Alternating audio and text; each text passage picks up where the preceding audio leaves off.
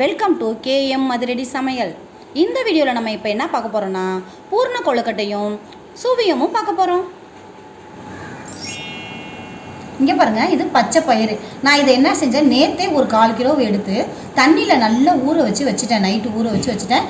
இப்போ நம்ம அவிச்சிட்டு பச்சை பயிறு கொழுக்கட்டையும் சுவியமும் எப்படி செய்யுதுன்னு நான் உங்களுக்கு காமிக்க போகிறேன். இப்போ பாருங்கள், இந்த பாசி பயிறு இதை ஊற வச்சுருக்கேன்னா இதில் கொஞ்சம் சால்ட்டு சேர்த்துட்டு இதை அப்படியே நான் வச்சு வேக வச்சு தண்ணியை ட்ரை பண்ணிவிட்டு எடுத்து நான் வைக்க போகிறேன். பாசி பயிறு நல்லா வெந்துருச்சு பாருங்கள். இப்போ வெந்துருச்சு, இதை வடித்து எடுக்க போகிறோம்.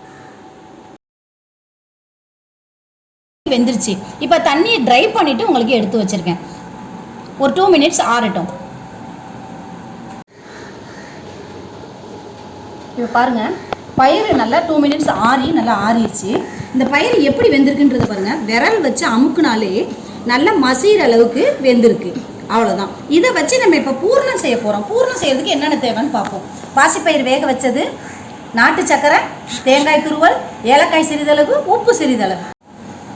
பாருங்கள், பூர்ணம் செய்ய தேவையான பொருட்கள் பார்த்தோம். இப்போ வந்து இது கொஞ்சோண்டு சுவியத்துக்கு மைதா மாவு கொஞ்சமும் ஒரு வாழைப்பழமும் எடுத்திருக்கேன். இது பாருங்கள், பச்சரிசி மாவு கொஞ்சம் எடுத்திருக்கேன். பூர்ணம் செய்யறதுக்கு தேவையான பொருட்கள் பார்த்தோம். இப்போ பூர்ணத்தை வச்சு செய்ய போகிறோம். பூர்ண கொழுக்கட்டை வெளி மாவு என்னன்னு பார்க்க போகிறோம். பச்சரிசி மாவு, சிறிதளவு உப்பு, கொஞ்சம் நீர் விட்டு இதை பிணைய போகிறோம்.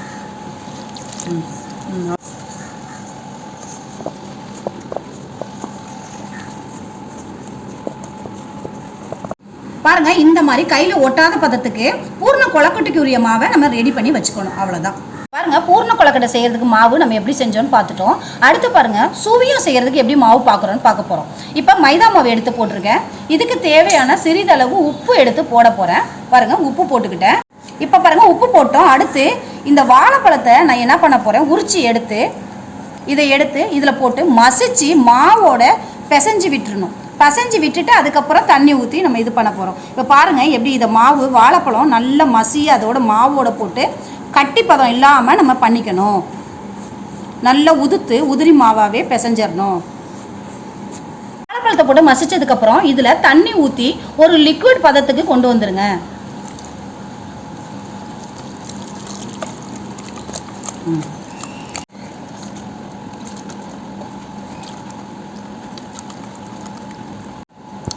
பாருங்கள், கையில் இப்படி ஒரு கெட்டி பக்குவத்துக்கு இதை நம்ம கரைச்சி ரெடி பண்ணி வச்சிடணும் கொஞ்சம் நேரத்துக்கு.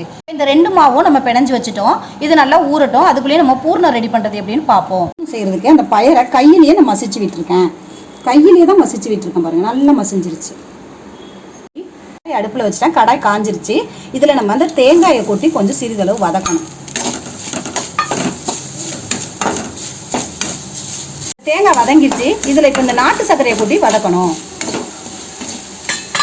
சர்க்கரையை கொட்டினதுக்கப்புறம் இந்த பயிர் வேக வச்ச பயிர் நுணுக்கி வச்சிருக்க பயிரை அதில் போட்டு நம்ம கிளறணும்.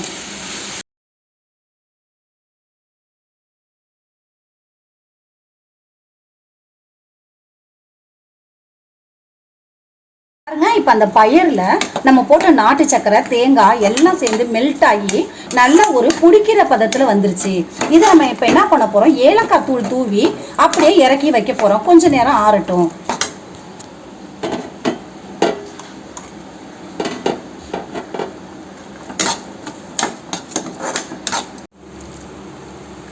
இப்போ ரெடி ஆயிடுச்சு. இதை கொஞ்ச நேரம் ஆற விட்டால் தான் உருண்டை பிடிக்க முடியும். அதனால் கொஞ்ச நேரம் ஆற விட்டுருங்க. அடுப்பில் நான் ஒரு இட்லி சட்டி வச்சு அதில் இட்லி தட்டு வச்சு அது மேலே தான் இந்த பூர்ண கொழுக்கட்டையை வச்சு வேக வைக்க போகிறேன் நீராவியில். அந்த வாழை இலையில் அந்த பச்சரிசி மாவு பிசைஞ்ச மாவு உருட்டி வச்ச மாவை எடுத்து இப்படி பட்டையாக தட்டி அதில் நம்ம என்ன பண்ணணும், நடுவில் பூர்ணத்தை வச்சு ஃபோல்ட் பண்ணணும். இதுதான் பூர்ண கொழுக்கட்டை செய்யும் முறை.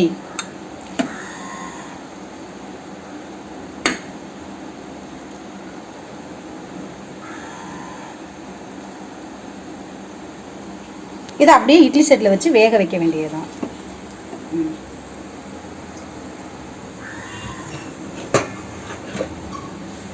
கொழுக்கட்டையெல்லாம் இதில் ரெடி பண்ணி வச்சுட்டேன். இது ஒரு 10 நிமிஷம் அடுப்பில் நல்லா வேகட்டும். மூடி வச்சிடலாம். பூர்ண கொழுக்கட்டை வெந்துகிட்டு இருக்கு. அதுக்குள்ளேயே அந்த கொஞ்சம் வேகிற டைமுக்குள்ளே நம்ம சுவியை எப்படி செய்யறதுன்னு பார்க்க போகிறோம். இப்போ அடுப்பில் கடாய் வச்சு இதில் நம்ம எண்ணெயை ஊற்ற போகிறோம். ஊற்றி இதில் எப்படி கிரிப்ஸியான சுவியை எப்படி செய்யறதுன்னு பார்க்க போகிறோம். எண்ணெய் நல்லா சூடேறட்டும். பூர்ணத்தை உருண்டைகளாக சின்ன சின்ன உருண்டைகளாக உருட்டி வச்சுருக்கேன்.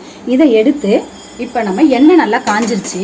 அந்த எண்ணெயில் நம்ம ஏற்கனவே கரைச்சி வச்சுருக்கோம்ல, அந்த மைதா மாவு, வாழைப்பழம், உப்பு போட்டு கரைச்சி வச்சுருக்கோம்ல, அந்த மாவில் இந்த உருண்டை எடுத்து அப்ளை பண்ணி அதை நல்லா ஃபுல்லாக முழுகிற மாதிரி எடுத்து இதை நல்லா அந்த எண்ணெயில் அப்படியே போடணும். போட்டு அந்த மாவு மேலே ஃபுல்லாக பரவுற மாதிரி ஃபோல்ட் பண்ணி நல்லா பாருங்கள், மாவு நல்லா இதாகிருக்கு. இதை எடுத்து அப்படியே எண்ணெயில் போட்டு ஃப்ரை பண்ண வேண்டியதுதான். இந்த சுவியம் நல்லா ஸ்கிரிப்ஸியாக நல்ல மொறுன்னு வெந்துட்டுருக்கு. இது அப்படியே கொஞ்சம் இன்னும் பொன்னிறமாக வந்ததுன்னா அப்படியே எடுத்துட வேண்டியதுதான். நல்லா ஸ்கிரிப்ஸியாக மொறுன்னு வெந்துச்சு சுவியம். இப்போ எடுத்து ஆறுனோன்னா நம்ம பரிமாற வேண்டியது. இதை வச்சா நம்ம அந்த பூர்ண கொழுக்கட்டையை எடுத்து ஓப்பன் பண்ணி பார்க்க போகிறோம்.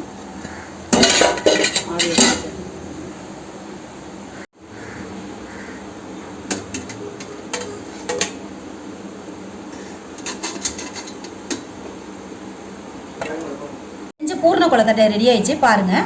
அதை எடுத்து அப்படியே சூடாக நம்ம பரிமாறுறோம். பாருங்கள், மைதா மாவில் கரைச்சி உள்ளே பூர்ணம் வச்சு எடுத்த சுவியமும் நல்லா ரெடி ஆயிடுச்சு. அதுக்கப்புறம் பச்சரிசி மாவில் பூர்ணம் வச்ச கொழுக்கட்டையும் ரெடி ஆயிடுச்சு.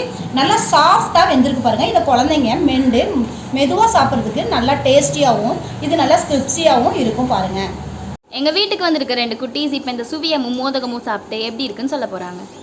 இந்த வீடியோ உங்களுக்கு பிடிச்சிருந்தா லைக் பண்ணுங்கள், ஷேர் பண்ணுங்கள், கமெண்ட் பண்ணுங்கள், மறக்காமல் சப்ஸ்கிரைப் பண்ணுங்கள். தேங்க்யூ.